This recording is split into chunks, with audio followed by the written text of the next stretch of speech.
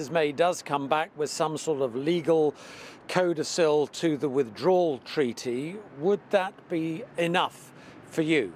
No, it wouldn't, and she'd be very foolish to go down that road, because she knows, she has heard the debates in the House of Commons, she has read the public comments that have been made, and she has listened to the private conversations we and others have had with her, and she knows that that will not be sufficient, that the agreement has to be reopened, the backstop has to be removed, and it has to be replaced with something which the EU already are saying could be done anyhow.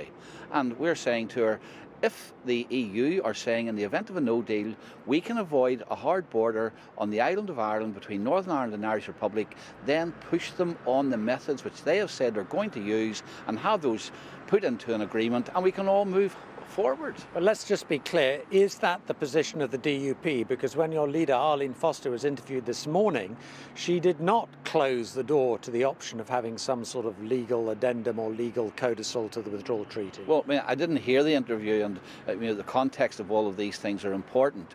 I can tell you what the party's public private view is on this, and that is that the withdrawal agreement, which is legally binding, cannot be in any way watered down by some letter which says that we don't intend this to be forever or whatever. The important thing is that it will be an internationally binding agreement with which on almost every page says that there will be obligations and duties that the British government will have to implement in the event of the backstop having to be introduced, and that will not be done away with by any legal letter. Well, we heard from the chairman of the Northern Ireland Select Committee in the last hour, Andrew Murison, who said if you had a attachment, addendum to the withdrawal treaty which was justiciable, in other words, which could be pursued in court, even though it's not in the withdrawal treaty, that should be sufficient. Well, again, the outcome of any court decision, most of these legal documents will always be open to interpretation. The one thing which will not be open to interpretation is the legally binding, internationally signed agreement, the withdrawal agreement. There's no ambiguity there, there's no grey areas, it's black and white, and that's the bit that has to be changed. If Mrs May, however, does go down that road, and I grant you it's a big if, Parliament approves it, where does that leave the DUP and your agreement with the government? Well, first of all, I think it would be very foolish to come back to Parliament with an agreement which is similar to the one which was turned down by 230 of majority less than 3 weeks ago.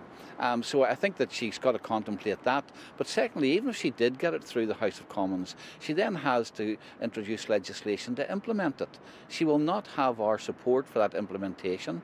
She'll not have the support of many of her own backbenchers. And I suspect if even she got a one-off vote from the Labour Party, they'll not be walking through the lobbies week after week, amendment after amendment, to get a withdrawal agreement through for this government. So she's got to contemplate what is the road ahead if she decides to go down that route. And I think that once she thinks of that, then she'll see that really there's no alternative but to do what she has promised now to do, and that is to go have this agreement reopened and have the backstop removed. So from your point of view, the DUP's position is not you must rework the backstop has to be axed, scrapped, removed, full stop. Yes, it has to be, and there's a number of reasons for that, because the backstop is really designed to keep the United Kingdom as a whole in the customs union and the single market. That does not honour either her own manifesto or the outcome of the referendum.